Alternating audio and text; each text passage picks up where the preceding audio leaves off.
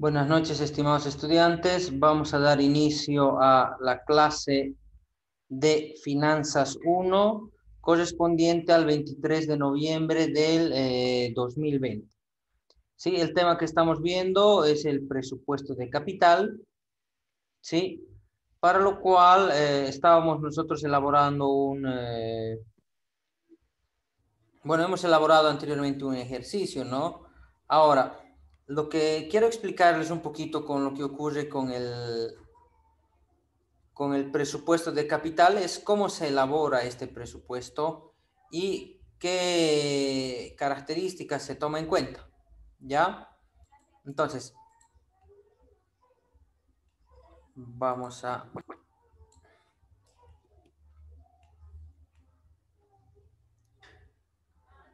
compartir la pantalla.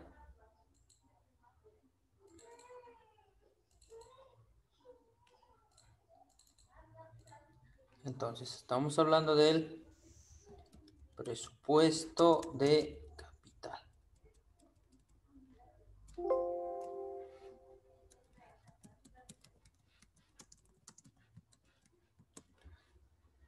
Recuerden, todo presupuesto de capital tiene que tener tres partes. Plan de inversión,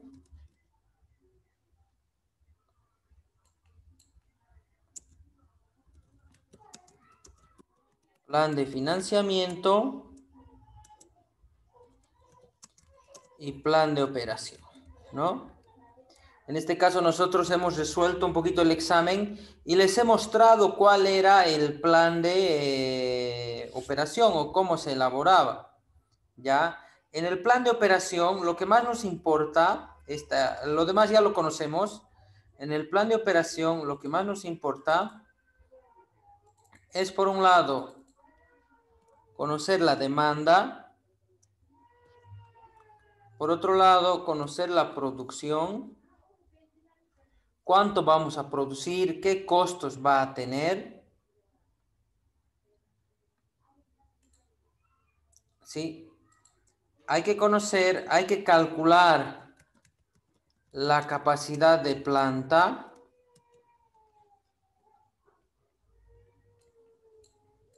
¿no?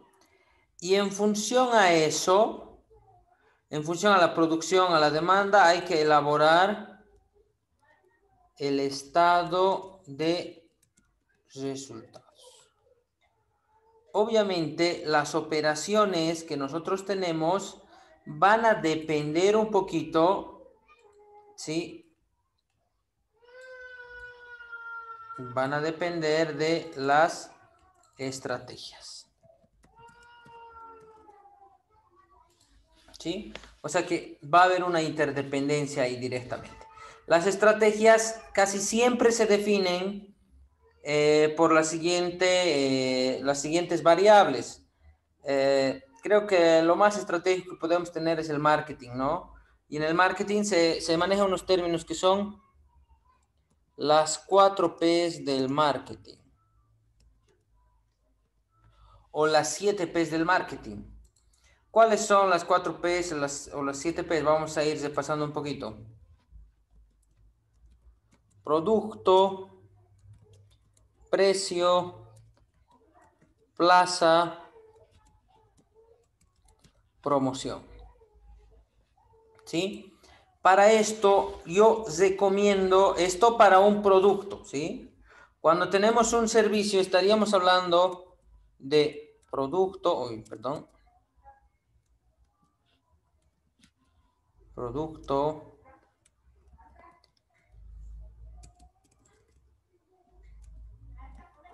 precio. Recuerden, la plaza es la distribución.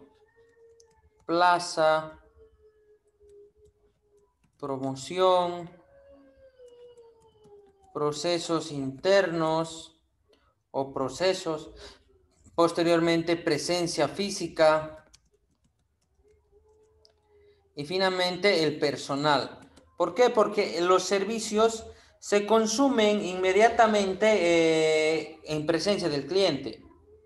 Por lo tanto, se tiene que tener una una buena estructura organizacional que garantice que el personal atienda satisfactoriamente a las personas. Y les voy a poner un ejemplo. Siempre ahí ya tenemos que ver también con la estructura organizacional, lo que sería un estudio organizacional. Se los voy a hacer unos dibujitos, ya que ahora vivimos en una época de emoticons. Vamos a dibujar al jefe,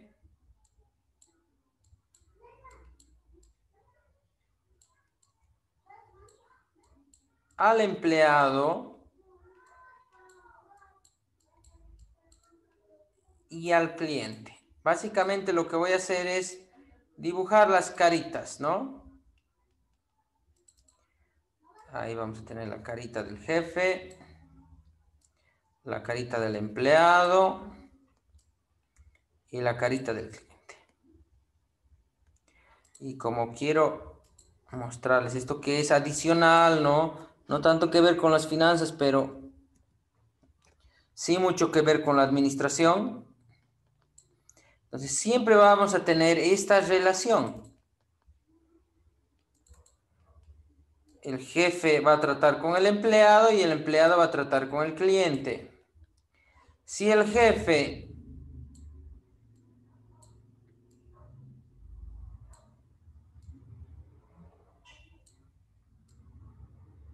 está enojado, eso va a afectar al empleado, o sea que el empleado lo más probable es que esté triste. Y cuando un empleado triste trata con el cliente, ¿qué creen que hace? Lo trata mal también, pues. Y esto genera en el cliente también una desconformidad. Entonces, lo que se tiene que hacer, los jefes tampoco no tienen que ser sonrientes, ¿no? Lo que se quiere es un jefe imparcial, normal. Esto, un jefe que no se note, hace muy feliz al empleado. Y ojo, como les estoy mostrando, esto se magnifica, ¿no? Y el empleado puede hacer muy feliz al cliente. Y esto es lo que tenemos que pensar también, ¿no? Hay algunas personas que me dicen, no, yo voy a ser el gerente. Uf, obviamente cuando ustedes sean gerentes van a sufrir porque no están preparados, por lo tanto van a hacer que los empleados sufran también y los empleados van a tratar mal a los clientes, ¿no? Entonces tenemos que velar por estas características, por buscar eso, ¿sí? Entonces por eso hablamos del personal. La presencia física, ¿qué es la presencia física? La presencia física es la forma en que está el local donde voy a atender a los clientes, que tiene que estar adecuado. Posteriormente tenemos lo que son los procesos. Imagínense que ustedes vayan a un restaurante y el restaurante, bueno, no tenga una atención adecuada, o muchas veces pasa lo siguiente, ¿no? Vas a un restaurante y el restaurante dice, tú te sientas bien, estás ahí esperando y nadie viene, luego vas a preguntar, señor, ¿por qué no me están atendiendo? Pero compre su ficha y su caja está ahí bien ocultito, ¿no? Y compras tu ficha y luego estamos hablando de los procesos y dices, oye, este restaurante es chiquitito, no sé para qué me están pidiendo la ficha. Y una vez que tienes la ficha, estás esperando y dices, ¿a quién tengo que entregarle la ficha? Y muchas veces el cliente, sí, el cliente mismo no entiende cómo es el procedimiento, ¿sí? Por lo tanto, ya, por lo tanto, ¿qué pasa? El cliente no está entendiendo el procedimiento y la empresa no va a funcionar adecuadamente porque el cliente va a estar desconforme.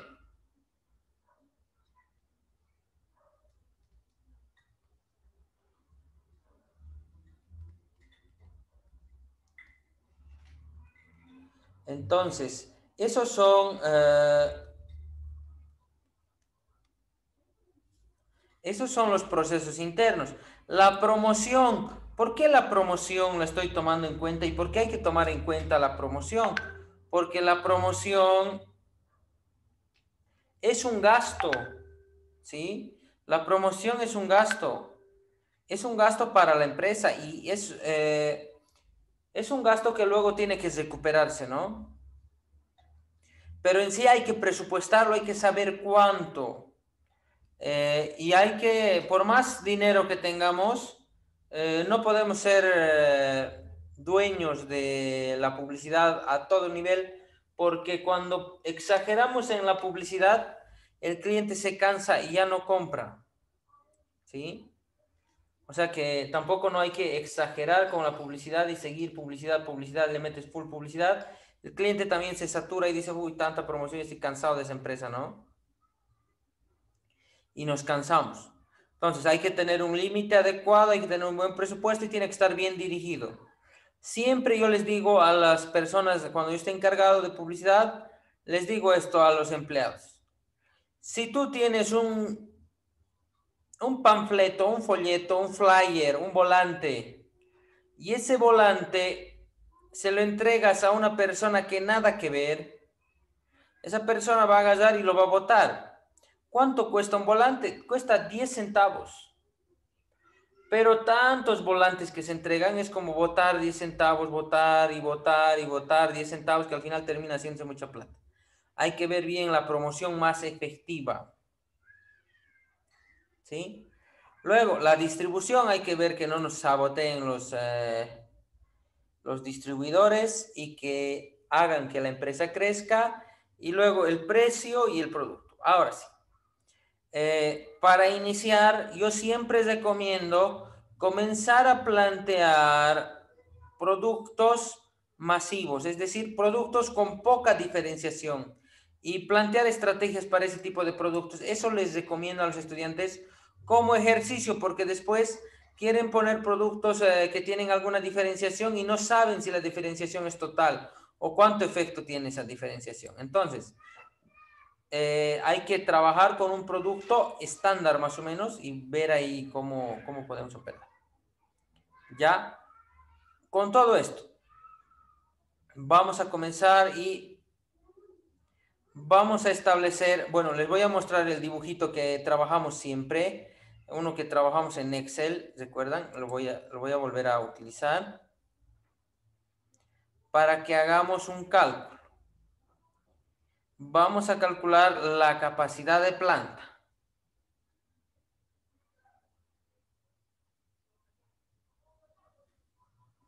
Uy, ¿dónde estoy? Me he bajado mucho, perdón. Estoy buscando el archivito, administración, finanzas. ¿Dónde está el archivo? Aquí lo voy a abrir y lo vamos a hacer a mano. Quiero que entiendan básicamente lo que vamos a trabajar.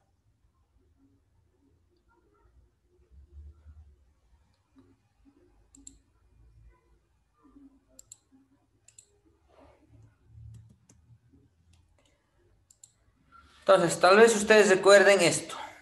Uy, está un poco grandísimo. Vamos a disminuir un poco. Ahora sí.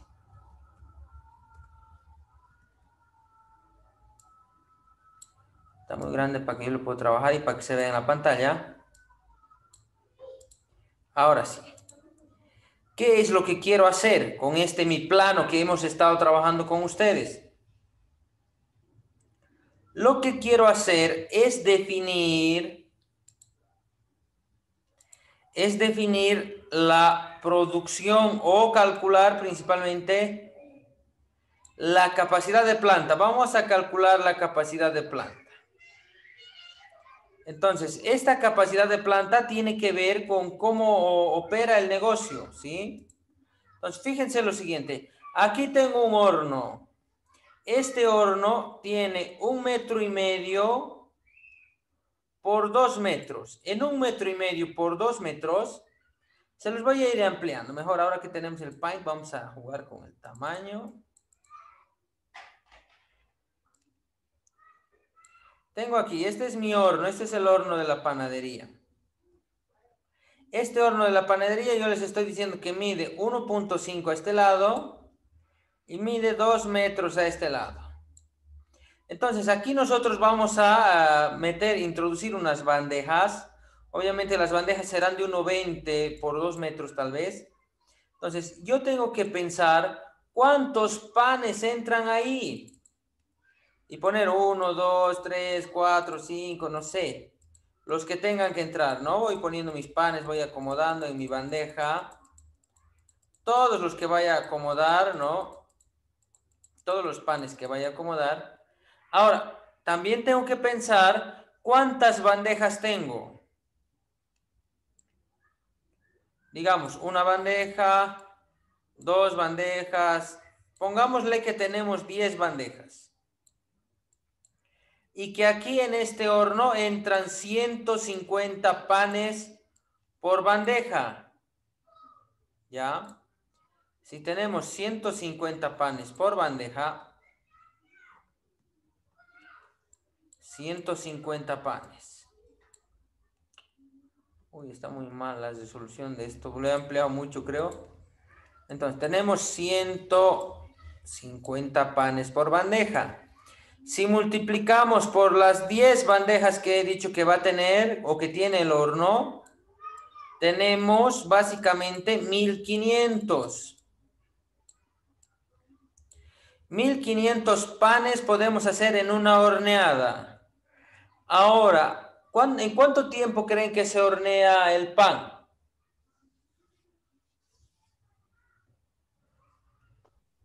1 hora, Lice. 1 hora. Ya.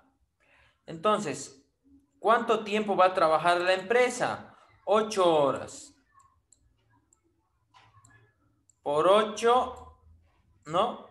Estaríamos diciendo 1500 por 8, ¿cuánto nos da? Esa va a ser la capacidad de producción día. 12.000. 12.000. Sí, sí. Ya.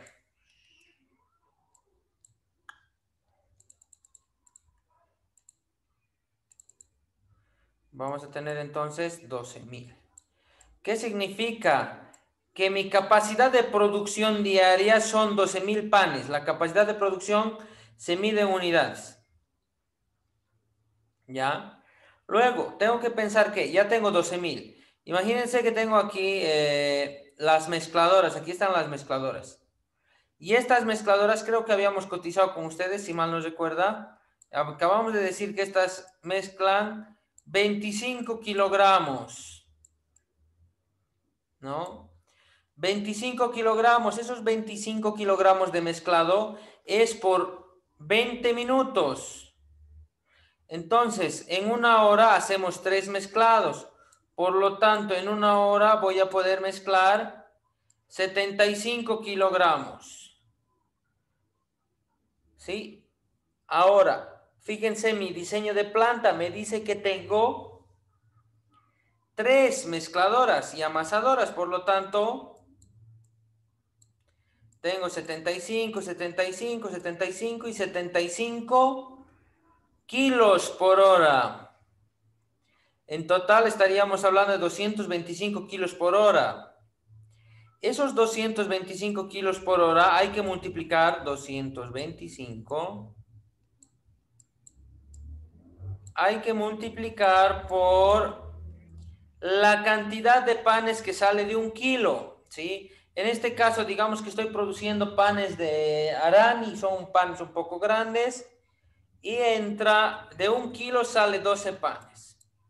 Entonces, multiplíquenmelo, por favor, 225 por 12, ¿cuánto les da? 2.700. 1.700, Lice.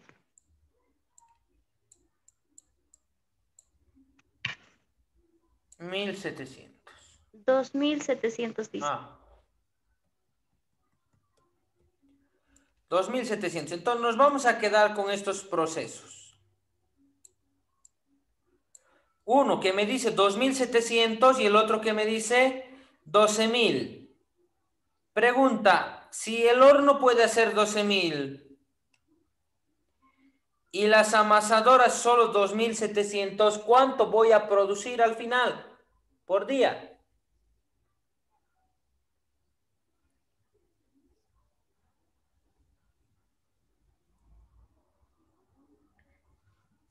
¿Cuánto voy a producir al final por día?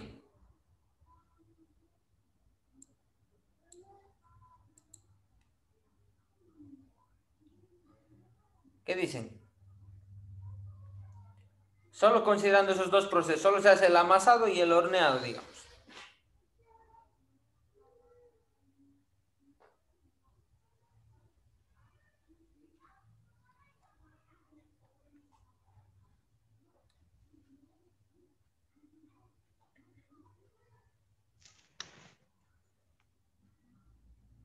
A ver, tienen los datos, son 12.000 y 2.700. ¿Cuánto será la producción diaria?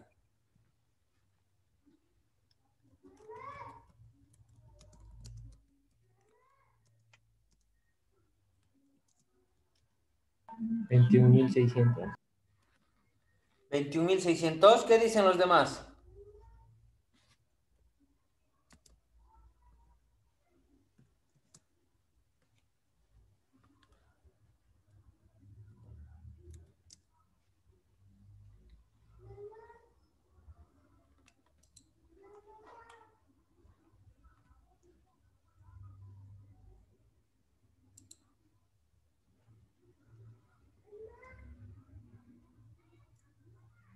¿Nada?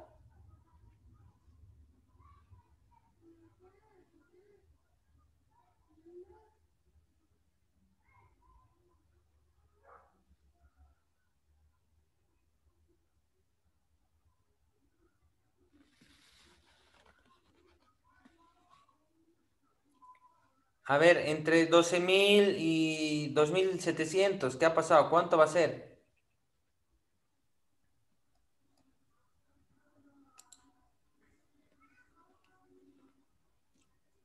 Piensen en lo siguiente. Lo primero que van a hacer es venir a comprarme. Y digamos, un cliente quiere comprarme 30.000 unidades en un día. ¿Qué hago? ¿Puedo venderle o no puedo venderle?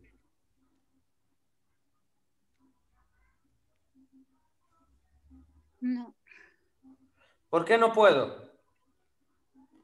porque No no estoy tiene produciendo esa cantidad. de producir ese número. Ya. ¿Cuánto puedo Cantidad de producir?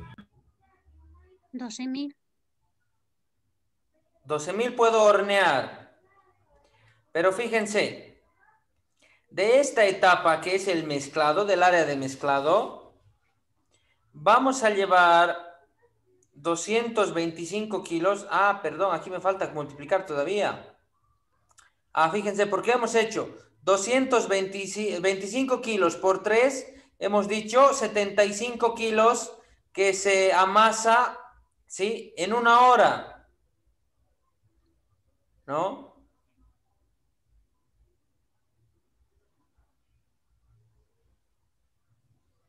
¿Y por qué hemos multiplicado por 12?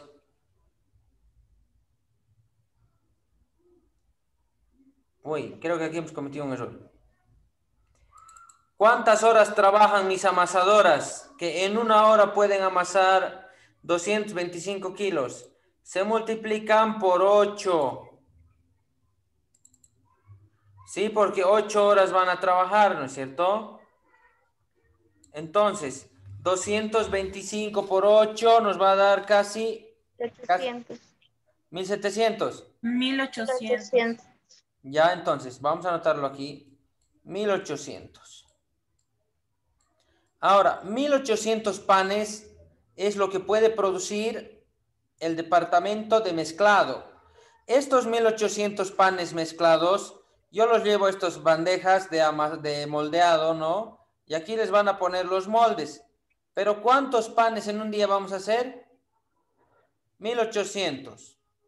Ahora, esos 1.800 yo lo voy a llevar aquí al área de horneado. Pregunta, voy a hornear, en una horneada voy a hacer 1.500. Bueno, no creo. Digamos, en una horneada voy a poner 600. En otra horneada voy a poner 600. Y en otra horneada voy a poner 600. ¿Cuánto ya estoy horneando? Estoy horneando 1800. Si he horneado 1800, significa que ya no tengo más material mezclado para seguir horneando. Entonces, ¿voy a poder producir los 12.000? No dice. No, ¿en cuánto me voy a quedar? Solo 1800. Solo 1800. Eso es lo que tenemos que calcular siempre que tengamos un proceso productivo. La capacidad, y en función de esa capacidad vamos a tener nosotros la producción.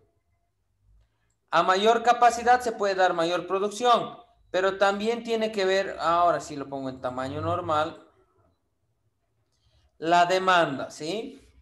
Y ahora la capacidad de planta, ¿de qué dependerá?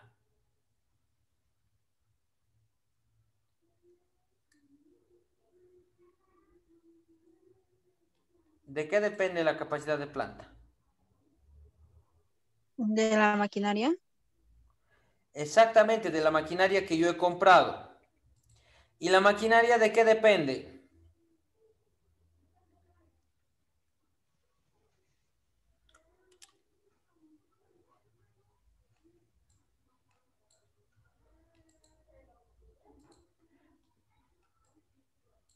Del material y de No, la energía.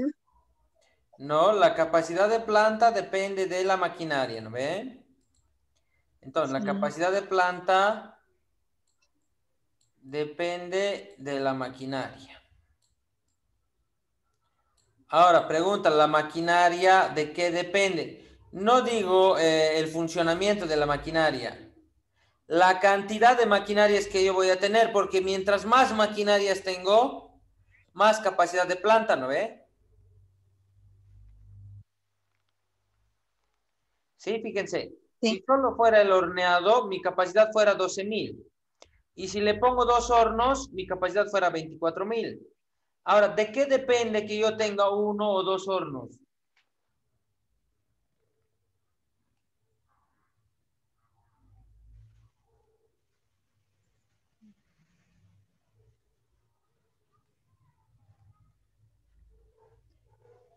¿De qué depende que yo tenga 3 amasadoras o 5 amasadoras?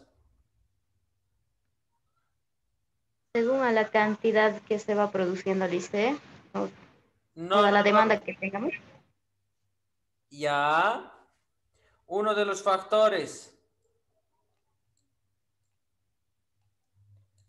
La demanda.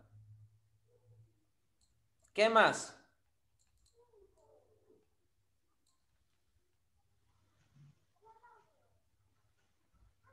Hay otro factor más importante que la demanda.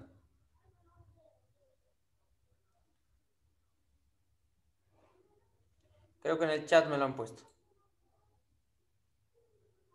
Ah, no, sus nombres. ¿Qué factor puede ser más importante que la demanda para determinar la cantidad de maquinaria que yo voy a tener? El dinero, Licen, la liquidez. Gracias. ¿Cuál es tu nombre? Giovanna. Giovanna, muchas gracias, Giovanna. Yo ya me estaba sintiendo abandonado y he dicho, ¿cómo no pueden saber? Obviamente depende de la cantidad de dinero que tenemos. Si nosotros tenemos dinero suficiente, nos podemos comprar 2 hornos y con 2 hornos nuestra capacidad de planta mejoraría, ¿no ve? O podemos comprar 6 mezcladoras y con 6 mezcladoras duplicamos nuestra capacidad de planta. Entonces, mucho depende del dinero, del financiamiento, de dónde voy a sacar el dinero o cuánto dinero voy a poder financiar. Ojo, recuerden que financiamiento no solo es préstamo bancario, también consiste en aporte de dinero o aporte de capital. Entonces, esto es lo que tenemos. Ahora, en un presupuesto de capital, ya, les voy a poner algunos ejemplos para ir pensando. Imagínense que la demanda es 50.000. A ver, lo vamos a poner, esa es la demanda, pero quiero ser más específico. Por año. El año 1 el año 2, el año 3, el año 4. Generalmente, ¿qué hemos hecho con los proyectos? Los hemos evaluado a 5 años o los hemos elaborado para evaluarlos en 5 años.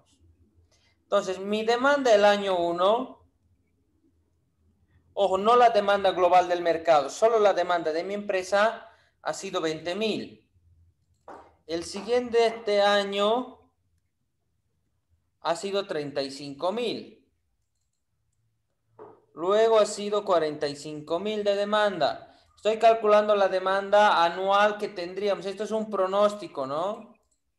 Luego he pronosticado y la demanda crece rápidamente y tenemos una demanda de 60.000 y luego una demanda de 68.000. Entonces, aquí lo que queremos es determinar la capacidad de producción. ¿No? Pregunta, si ustedes tuvieran que construir una planta, ¿con qué capacidad de producción construirían? Sabiendo que su demanda es esa, 20.000, 35, 45, 60 y 68. ¿Con qué capacidad construirían su planta?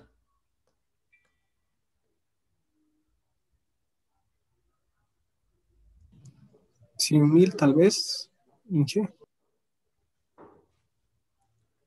Ya, para eso vamos a ir donde nuestro experto asesor.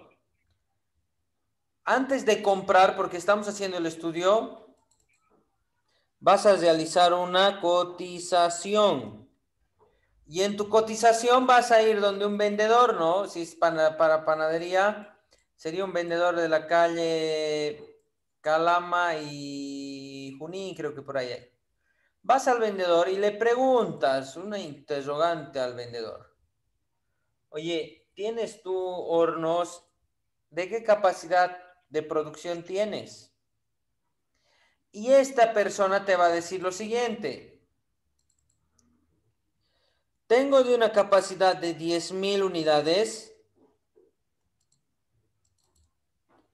que te cuesta $30.000.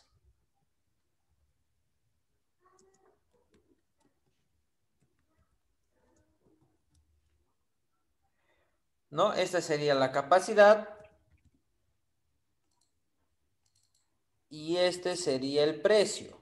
Entonces, nosotros cotizando con nuestro proveedor de maquinaria, ¿qué vamos a decir? Uy, mi demanda es 20.000.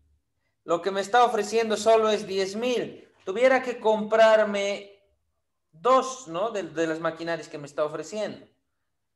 Entonces, puedo comprar dos, o sea que mi presupuesto para abastecer la demanda del primer año ya sería 60.000.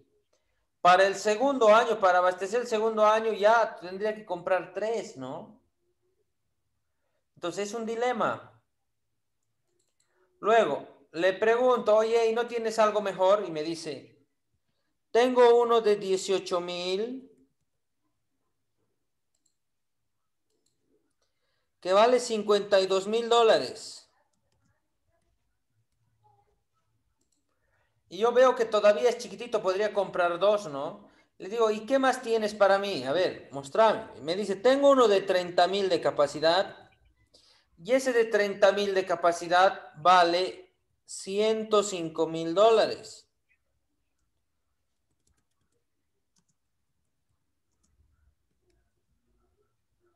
Y luego digo, bueno, puedo quedarme pequeño eso. Y tienes otro más grande y me dice, tengo uno de 50.000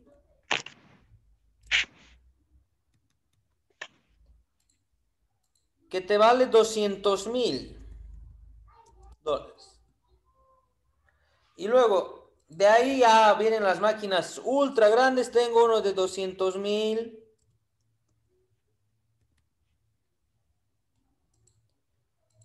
que cuesta 2.000.000 de dólares. Ahora la pregunta es, ¿cuál compran?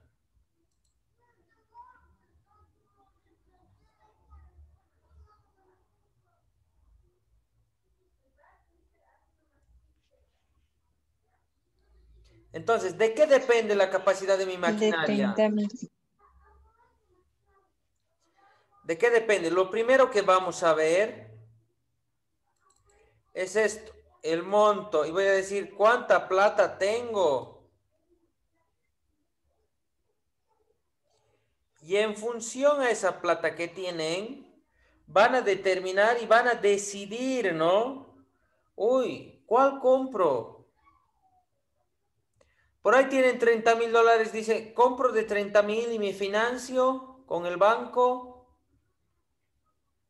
Y es un dilema, ¿se dan cuenta? Entonces, si nosotros no tenemos este dinero, no podemos comprar la maquinaria y no podemos producir. Entonces, tenemos que saber cuánto dinero tenemos y si ese dinero alcanza para comprar una máquina que me permita a mí satisfacer la demanda. Entonces, ¿qué va a ocurrir aquí en el mercado con las decisiones que yo tome? Lo voy a mover un poquito esto más abajo. Y digamos, tenemos poco presupuesto y hemos seleccionado esta opción que está aquí abajo. Hemos seleccionado invertir tan solo $30.000, que no es poco, para producir 10.000. Entonces, ¿qué está pasando aquí? ¿Qué va a pasar? ¿Voy a poder producir 20.000?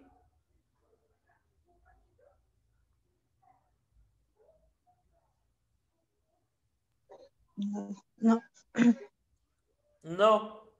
Solamente voy a poder producir aquí 10.000. Entonces, aquí sobra 10.000. ¿Qué pasa con esos otros 10.000 que sobran? Son los insatisfechos, los que no he alcanzado a cubrir. Ahora, mi capacidad es 10.000. Si yo produzco 10.000 en la segunda gestión, insatisfechos, ¿cuántos van a quedar? 25.000. No. 25.000. 25.000.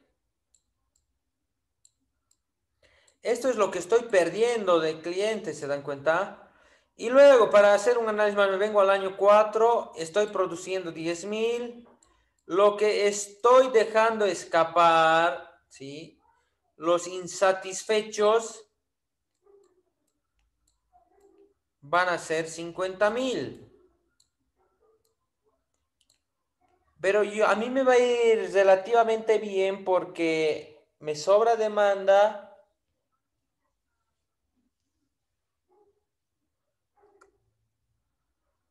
Me sobra demanda y podría producir hasta, hasta abastecer lo que falta, ¿no? Pero ¿qué pasa? Decimos y decimos, no.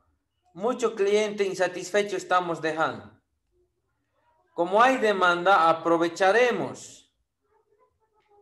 Entonces, te fabricas o te compras uno de $200.000 que produce 50.000.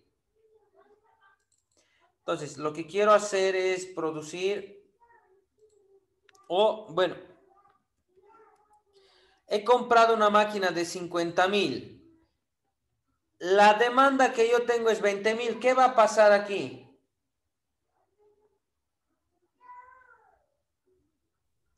Voy a cubrir, pero me va a sobrar. Voy a cubrir los 20.000 y voy a tener ese sobrante que son los 30.000, que eso es para nosotros. Lo hemos hecho. Es la capacidad ociosa. ¿Qué es la capacidad ociosa? La capacidad ociosa es algo que tenemos y no produce lo suficiente. Produce como que a medias. Entonces aquí, si yo compro una maquinaria que produce 50.000, directamente estos 30.000 estarían entrando a la capacidad ociosa.